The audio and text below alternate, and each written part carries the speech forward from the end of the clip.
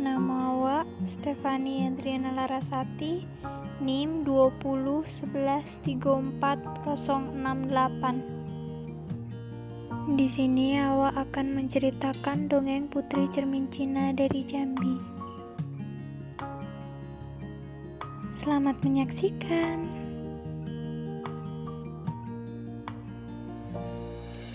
Pada zaman dahulu, di daerah Jambi, ada sebuah negeri yang diperintah oleh seorang raja yang bernama Sultan Mambang Matahari.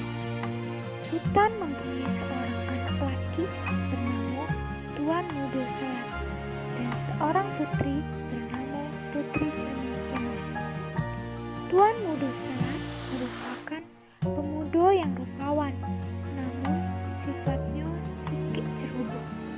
Sedangkan Putri Cermin Cina, putri yang cantik jelita, baik hati dan lemah lembut. Pada suatu hari, datanglah saudagar muda ke daerah itu.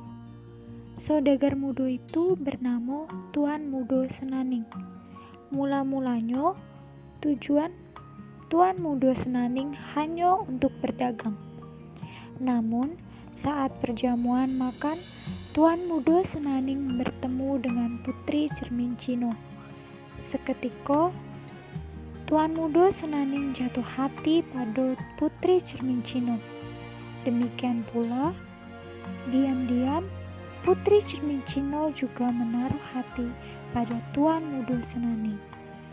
Putri Cermin Cina menyarankan untuk Tuan Mudo Senaning datang kepada ayahandanya, Sultan Mambang Matahari, untuk melamarnya. Tak lama kemudian, Tuan Mudo Senaning datang menghadap Sultan Mambang Matahari untuk melamar Putri Cermin Cina. Sultan Mambang Matahari dengan senang hati menerima lamaran Tuan Mudo Senaning. Tapi, Sultan Mambang Matahari terpaksa menunda pernikahan Tuan Mudo Senaning dengan Putri Cermin Cina selama 3 bulan, karena Sultan harus berlayar untuk mencari bekal pesta pernikahan putrinya. Sebelum berangkat, Sultan Mambang Matahari berpesan pada Tuan Mudo Selat untuk menjaga adiknya dengan baik. Pada suatu hari, Tuan Mudo Senaning dan Tuan Mudo Selat asyik bermain gasing di halaman istana. Mereka tertawa makin lama makin asyik, sehingga orang yang mendengarkan pun ikut tertawa senang. Hal itu membuat Putri Cermin Cina penasaran dan ingin melihat keasyikannya. Ia melihat dari jendela. Kehadiran Putri Cermin Cina terlihat oleh 2 orang itu. Sambil menoleh ke arah jendela, Tuan Mudo Senaning melepas tali gasingnya. Gasing Tuan Mudo Senaning mengenai gasing Tuan Mudo Selat. Karena berbenturan keras sama keras, gasing Tuan Mudo Selat melayang dan terpelanting tinggi. Gasingnya terpelanting ke arah Putri Cermin Cina yang menengok mereka dari jendela. Gasingnya berputar di atas kening Putri Cermin Cina, dan Putri Cermin Cina menjerit kesakitan. Kening Putri Cermin Cina berlumuran darah. Ia jatuh ke lantai, tidak sadarkan diri. Semua orang panik dan berusaha menolong Putri Cermin Cina.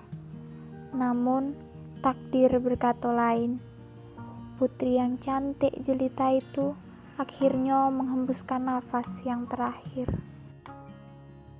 Tuan Mudo Senaning sangat merasa bersalah atas kematian Putri Cermin Cina. Dia menjadi putus asa dan gelap mata.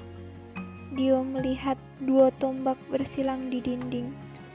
Dengan cepat, tombak itu ditariknya dan ditancapkan ke tanah dengan posisi mata tombak mencuat ke atas. Kemudian, Tuan Mudo Senaning melompat ke arah mata tombak, dan seketika itu pula mata tombak menebus perutnya hingga punggungnya, Tuan Mudo Senaning meninggal untuk menyusul Putri Cermincino.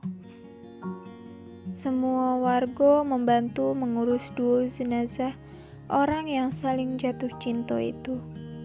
Tuan Mudo Selat begitu kalut dan bingung. Ayahandanya pasti sangat marah besar apabila mengetahui keadaan itu. Akhirnya, kedua jenazah itu dikuburkan. Jenazah Putri Cermincino dikubur di tepi sungai, sedangkan jenazah Tuan Mudo Senaning dibawa anak buahnya ke kapal, dan kapal itu berlayar ke seberang. Jenazah Tuan Mudo Senaning dikuburkan di tempat itu, diberi nama Dusun Senaning. Tuan Mudo Selat juga merasa bersalah atas kematian adik tercintanya. Dia terus menyalahkan dirinya karena gengsinya Putri Cermincino meninggal dunia. Akhirnya, Tuan Mudo Selat pergi meninggalkan negerinya bersama orang-orang kampung.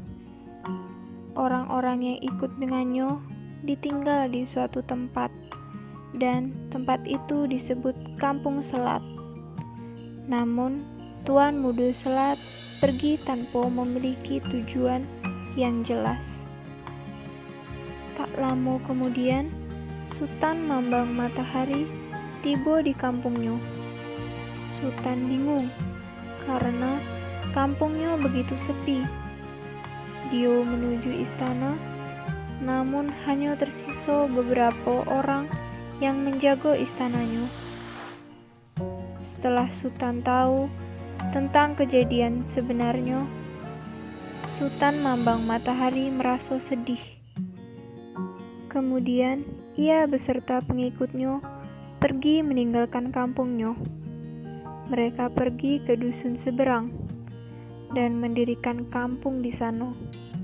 Kampung itu terletak di antara kubur Tuan Mudo Senaning dan kapal Tuan Mudo Selat. Kampung itu bernama Dusun Tengah Lusuk Ruso.